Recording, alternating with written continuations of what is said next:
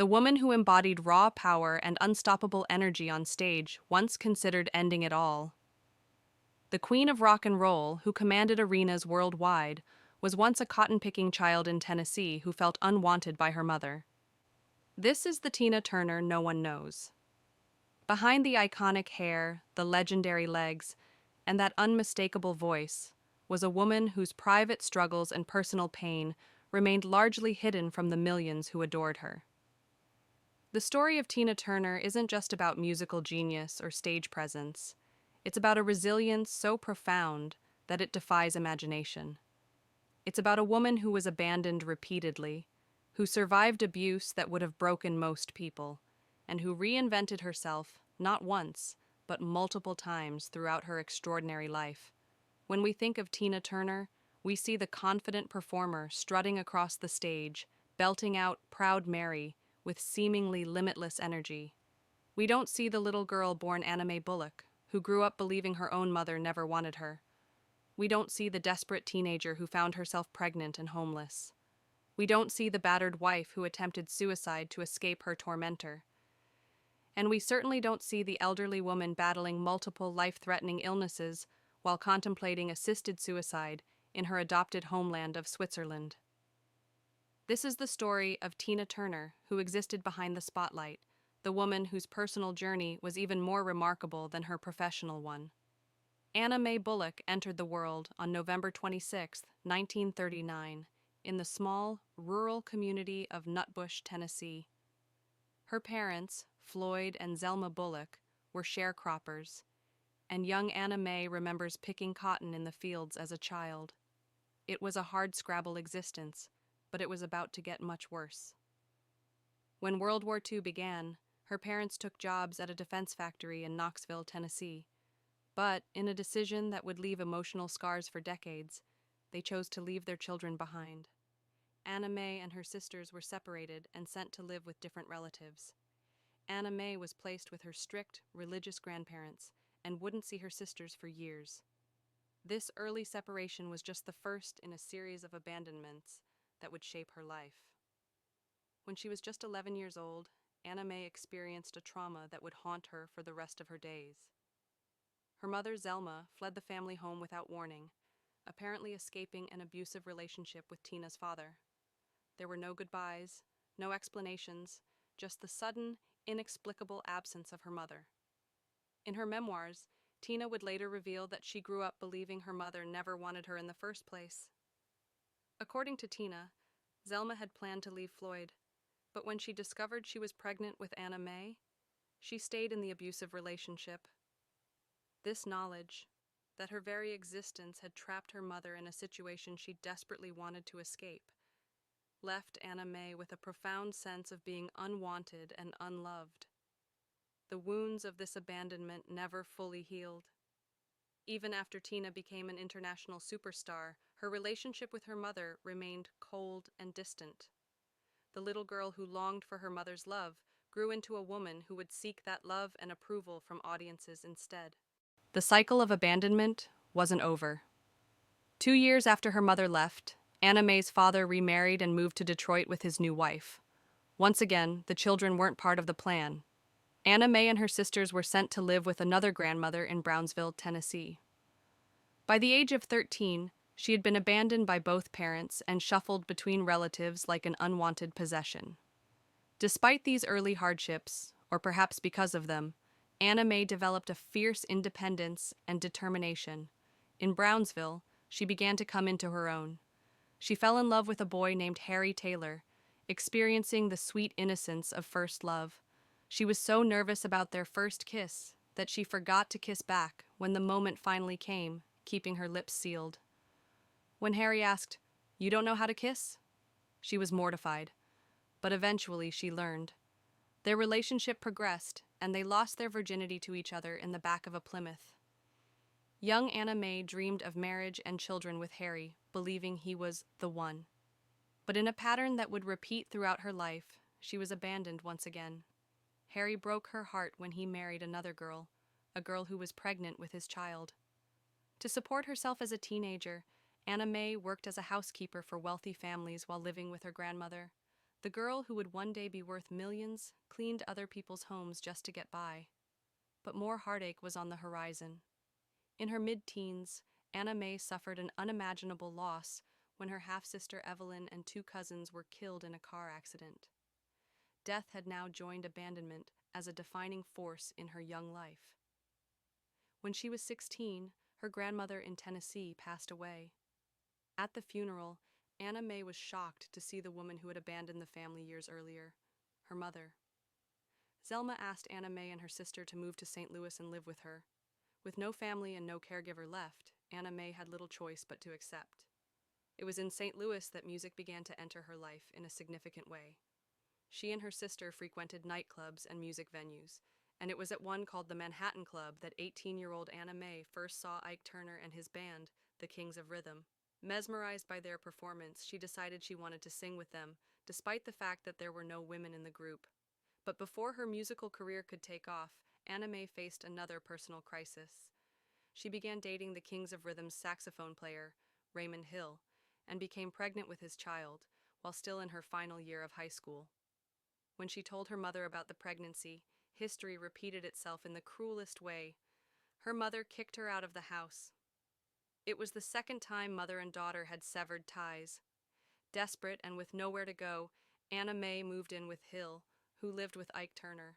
But the cycle of abandonment continued when Hill moved back to his hometown, never to return, leaving Anna May alone with their son, Craig. She was now a single mother with no family support network. Music and the band became her only lifeline.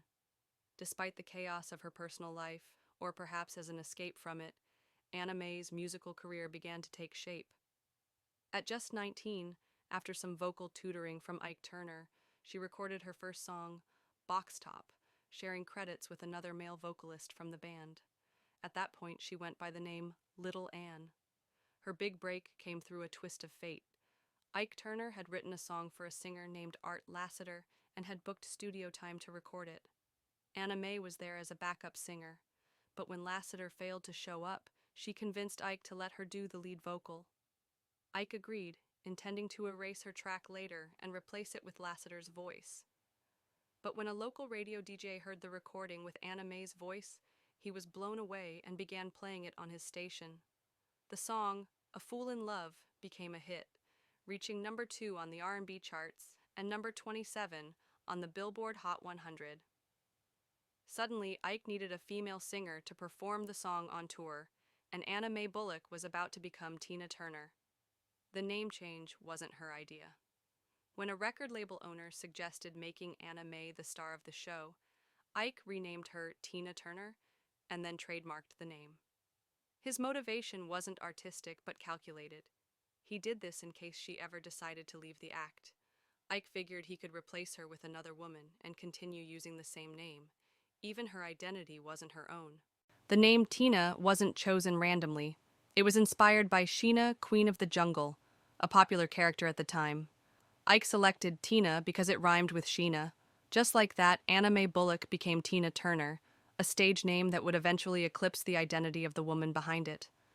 As Tina Turner, she began to achieve the kind of recognition and success that Anna May Bullock could only have dreamed of.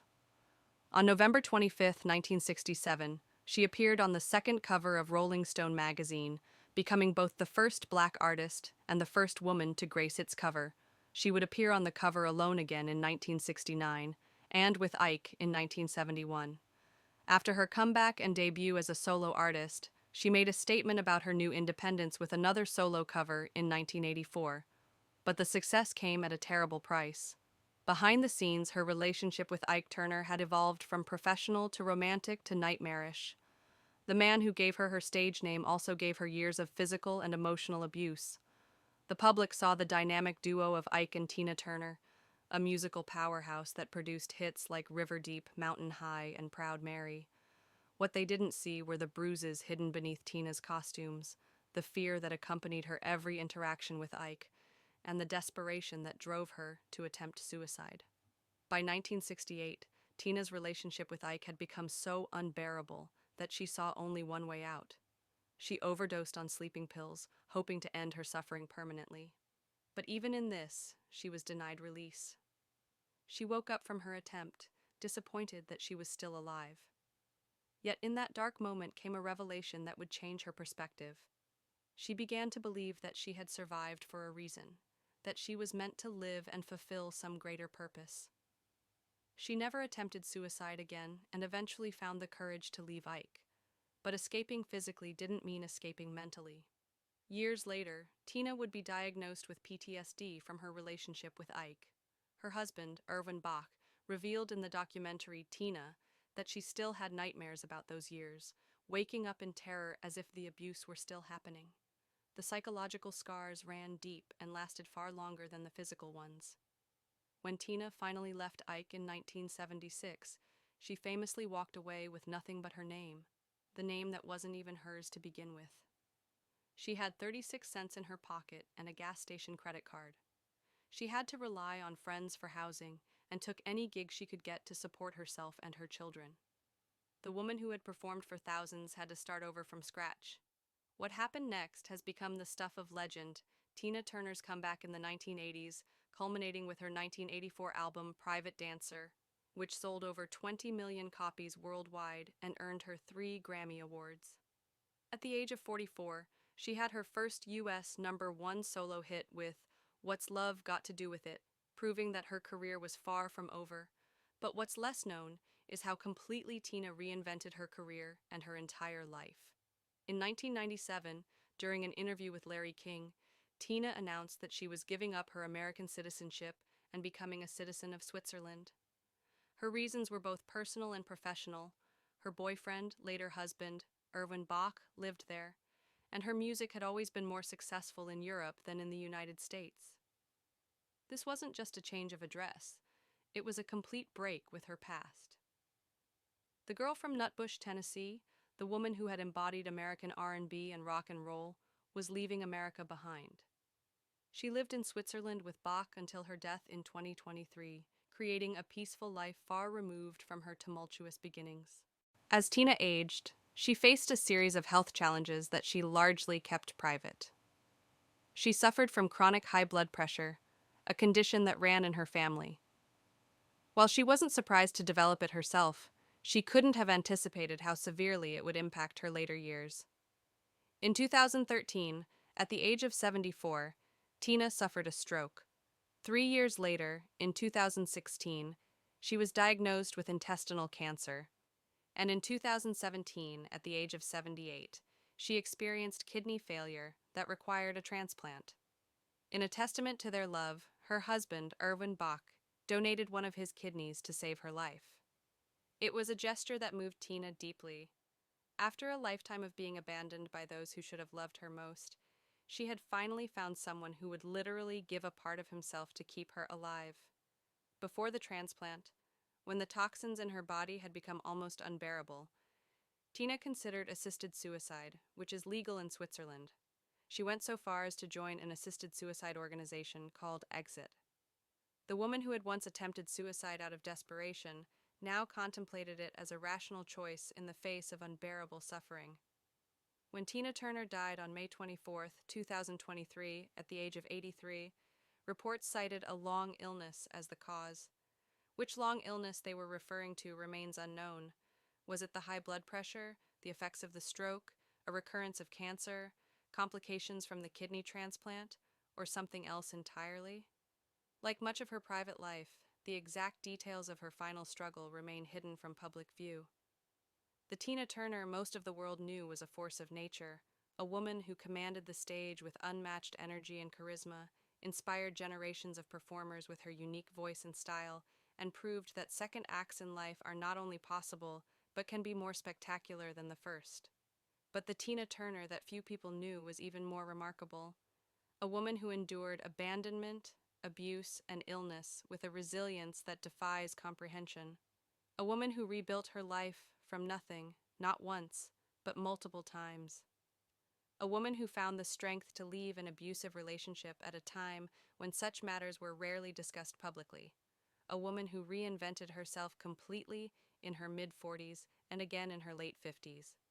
The little girl who picked cotton in Tennessee fields became the woman who performed for 180,000 people in Rio de Janeiro, still the largest paying audience for a solo performer in history. The teenager who cleaned houses became the woman whose concert tours grossed hundreds of millions of dollars. The young mother who was abandoned by her baby's father became the woman who found lasting love with a man 16 years her junior. In the end, perhaps the most remarkable thing about Tina Turner is not that she became a music legend, but that she became one despite everything in her life that should have prevented it. Her story isn't just about talent, it's about the triumph of the human spirit over circumstances that would crush most people. The Tina Turner no one knows is the woman behind the iconic image, the vulnerable human being behind the superhuman performer. And in many ways, her real story is even more extraordinary than her public one. As she once sang in We Don't Need Another Hero, all we want is life beyond the Thunderdome for Tina Turner, which meant finding peace, love, and stability after decades of chaos and pain. In the end, the girl who was never wanted became the woman the whole world couldn't get enough of, and that might be the most poetic justice of all.